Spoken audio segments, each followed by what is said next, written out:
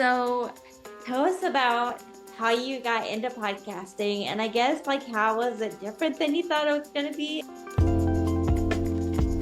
So what was starting the business with your partner? What was it like getting off the ground? So did you have an I made it moment kind of thing?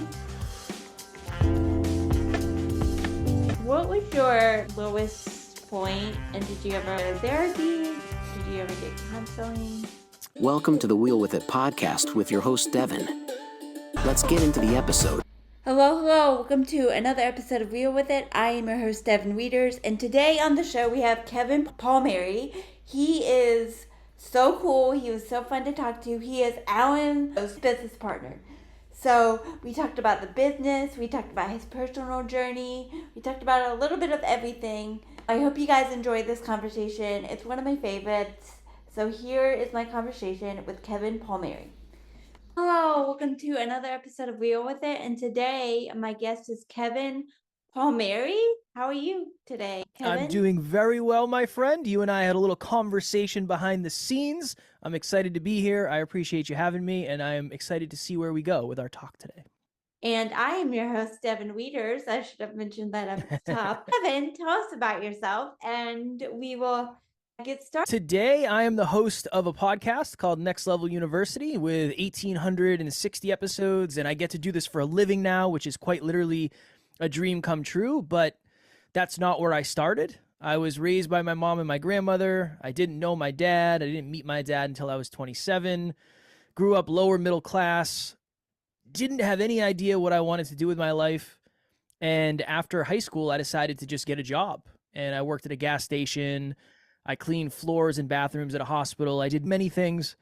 Eventually, I got a job that paid me a lot of money, and I had a really good job. I was in really good shape. My girlfriend at the time was a model. I had all the things that you thought would bring happiness, but I still ended up sitting on the edge of a bed contemplating suicide 2 years after that.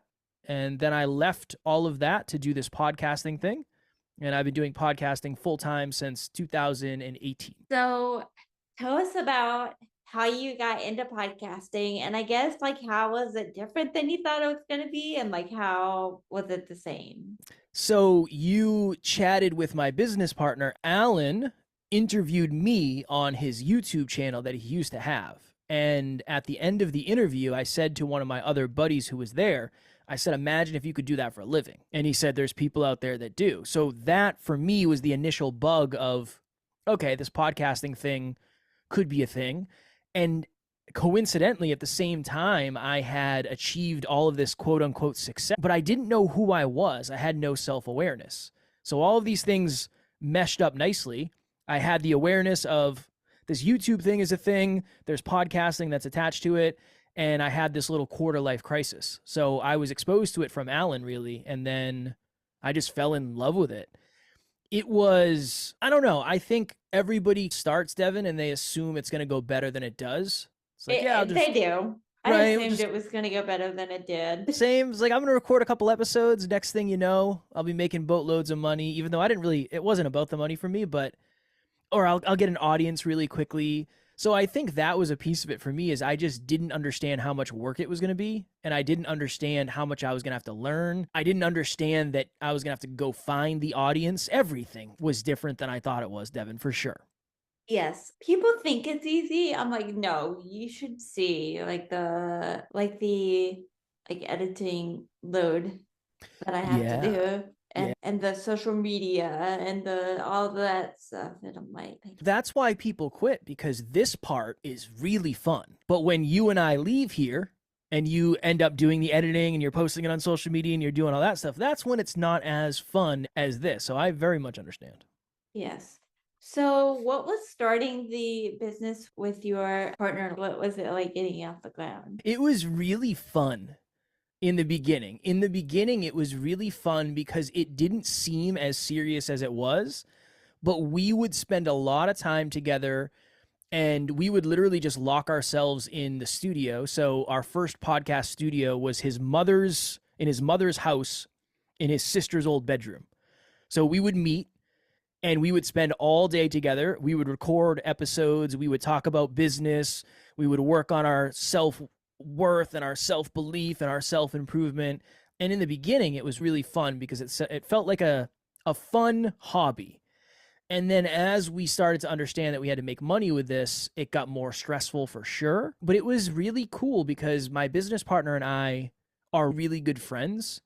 And I can count on one hand how many times we've had fights over the last 7 years. So in the beginning, it was like building something with somebody that you loved deeply. And you knew that you were blessed to have that person in your corner. I think it's a very rare thing that we have. I'm not worried about us not being business partners ever.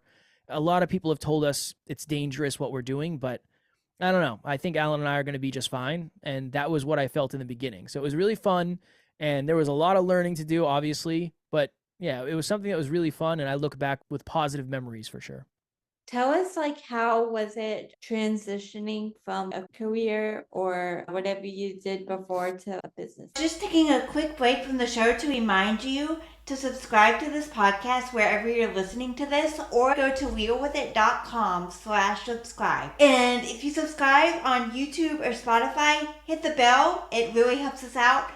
So subscribe to this podcast wherever you're listening by hitting the subscribe or follow button, or go to realwithit.com/subscribe. Now back to the show. One of the things that's interesting, Devon, is a lot of people think, yeah, if I had all the time in the world to do what I love, life would be so easy. Come to find out, for me, when there's nobody watching over you and there's no time clock and you don't have a boss, it's really hard to make sure you're doing the right things consistently. It's easy to sleep in. It's easy to stay up late watching movies when there's nobody looking over you. That was the transition for me of I'm used to having to be at a certain place at a certain time and work there for X amount of hours. Now I'm left to my own devices to figure this out. So working on self-discipline was huge. That was really important. Figuring out what's a good morning routine for me, what's a good nighttime routine. Do I work better getting up early or do I work better working late? That's something that I figured out pretty early on. And again, in the beginning, I didn't really have much say. I worked whenever I had to work. That was important in the beginning. And then the other thing was I didn't know anything about business. I didn't know anything about sales, marketing, any of this stuff.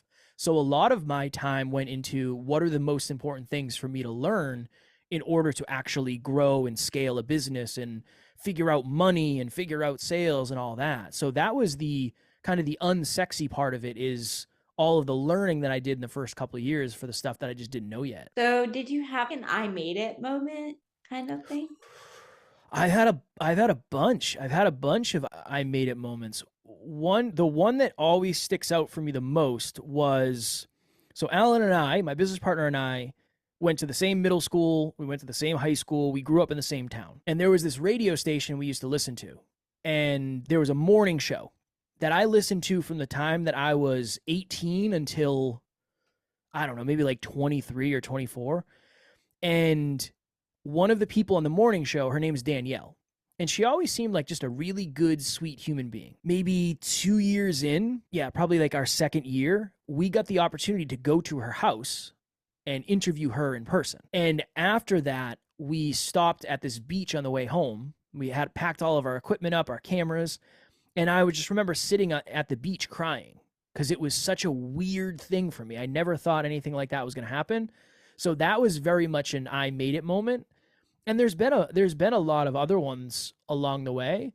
But this is the interesting thing. I think what happens is you're so focused on the next what will I make moment that you're not really that focused on the I made it moment anymore. That's been an interesting piece for me. We crossed $1 million and 1 million listens on the same day. Whoa, that's interesting. It was very interesting. But in my mind, it was like, all right, cool, that's done. What's the next thing? So I made it, and then what do I want to make? It happens pretty quick. I would like to think I would celebrate if we got to 1 million listens, but sometimes I'm like, okay, like what's next? Yeah, I understand. The other thing is you don't go from 0 to 1 million. Like you're at 999,000 the day before, so you know you're getting close. So it's not as it's climactic. not as like It's not like the lottery where you just wake up one day Yes. like, hey, I Right. got all six numbers. You're getting close. Yeah, you're expecting it. So I know your partner's growing up was pretty traumatic. What about your growing up? Yeah, definitely different than his. Growing up without a dad, he grew up without his father as well. Growing up without a dad was really hard for me because I think I blamed myself for the fact that my dad wasn't around, even though logically I was a baby, so I had very little to do with him leaving. Didn't have a lot of money, so that kind of became a wound for me, and that's something that I had to work through, and I'm still working through my own money mindset stuff. But outside of that, my childhood was fairly normal, I would say. I didn't really have many traumatic things happen in my life. There were a couple of mental health things in my family that I dealt with when I was growing up. But outside of that, all things considered, I would say my childhood was normal. Yeah, besides the obvious, like which is why it's weird that I've had all these like mental health problems because two great parents. Of course, the obvious of my disability, but other than that, it was normal. I blindside you and Normal's contextual. That's the thing is, what is normal even? I don't even know what normal is. It's like you think yours is normal and everybody thinks theirs is normal. So that's hard to say what's normal. yeah. What was your lowest point? And did you ever go to therapy? Did you ever get counseling? My lowest point, I was sitting in a hotel room. So part of my job involved a lot of travel. So I spent days, weeks, months on the road over the course of the year. The year I was the most successful financially, I spent 10 months living on the road in hotels. So one morning I was on the road. I was in New Jersey, which is 6 hours from where I lived. My alarm clock went off at 5:15. I sat up. I slid to the edge of the bed. I was lacing up my work boots. And the best way to explain it, Devin, that morning it was like there was 10 televisions on in my head at the same time, and every single one was on a different station. That is like the most accurate explanation I have ever heard. Yes. I'm not even making it up. Like that's the best way to explain it for me. It's just noise and overwhelm and just so much. And it was Kev, you got lucky to be where you are today. I know you don't like your job. I know you're depressed. I know you're anxious. I know you're struggling with mental health. It doesn't matter. You need this job. You got lucky. You're never going to find something like this again. For me, it's because I'm on, they call it a Medicaid waiver, and it's supposed to help people with disabilities, but it's got all these unfair restrictions. You can only make $36,000 and still qualify. And like these chairs cost like $40,000. And so it's and not even that's how you pay your caregivers, and they're not paying them much anyways, but that's how you pay the caregiver that'll by some miracle work for that little money. And so it's either you should be grateful that you have parents that can help you pay for stuff so you have a semi-normal life, or like you should say screw the waiver and go back to school and get a high paying job, but perhaps ruin the retirement while you're getting licensed and trained and everything. So it's just like, I don't know. That's my conundrum right now. I can only imagine.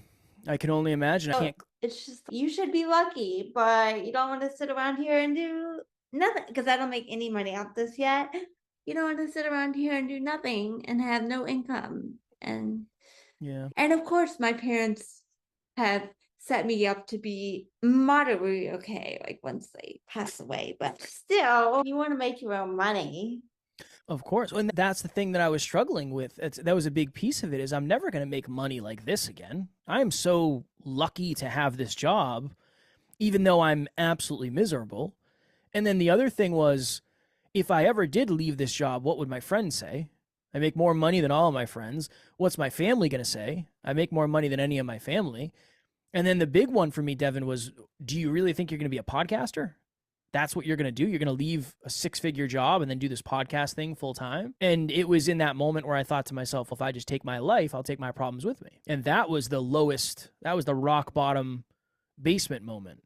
And at that point, I had already been to therapy and I had already been to counseling. And that's something that I pursued after. And that was really helpful for me. Yeah, not to get too deep. I thought that too. If I died tomorrow, it would all be over. But then I'm like, okay, no, that's stupid. Because if it changes and you won't be here to see but yeah, that's something I struggled with too. I'm good. I'm getting better now, but Good. I told you this behind the scenes. I'm glad you're here with us. Just like I'm glad to be here Yes. with us. What are you doing now? What's the update on the business? Like, how's it going? It's going really well. We do an episode every day. So we do 7 episodes a week, 1800 or 1860 in.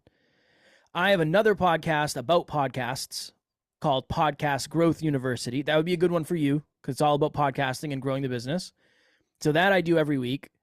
And we produce 50 some odd podcasts. So I'm coaching podcasters all the time. Our team has grown. The Facebook group has grown. It is very overwhelming and there's always a lot to do. But I do get those moments where I wake up and pinch myself and say, look, I get to make my own schedule. I can work in my pajamas. I get to do whatever I want. I get to live my dreams. So yeah, it's very busy, very overwhelming, very stressful. It's a lot better than it was in the beginning when I couldn't pay my bills. Yes, that if I could just make even $5 off this, like that would be amazing because then I would at least say, okay, at least it's some kind of worth it. So where can people find out more about you? Do you guys have a website? Where can they follow you on social media? Yeah, so the podcast is Next Level University. That's on YouTube. That's on all the podcast platforms. The website is Next Level Universe. And then you can find me on Instagram's probably the best place. If you have Instagram, my handle is @NeverQuitKid. That is the great Instagram handle. Thank you. I have Never Quit tattooed on my arm. So that was what it was. Oh, that is a good tattoo. You You guys need to go check out the YouTube video of this if you're listening on audio, just to see that tattoo. I appreciate it. You can follow me on social media @WeWeWithItPod for the podcast and Devon Wieters for me. And we will see you guys next episode. Bye, guys. Sorry for the little bit of technical difficulty in today's video podcast. If you're watching on YouTube, I had to crop some stuff out. It looks weird in some spots, and that's the only way I knew how to do it. So it won't look that way next week. I really love that conversation, and I hope you guys did too. Remember to follow him on social media using the links in the show notes. And we will see you guys next episode. Thank you for joining us. We hope you enjoyed the show. Remember to follow the show and our guests on social media and subscribe. Be sure to hit the bell so you'll get notified when we upload new episodes. See you next time.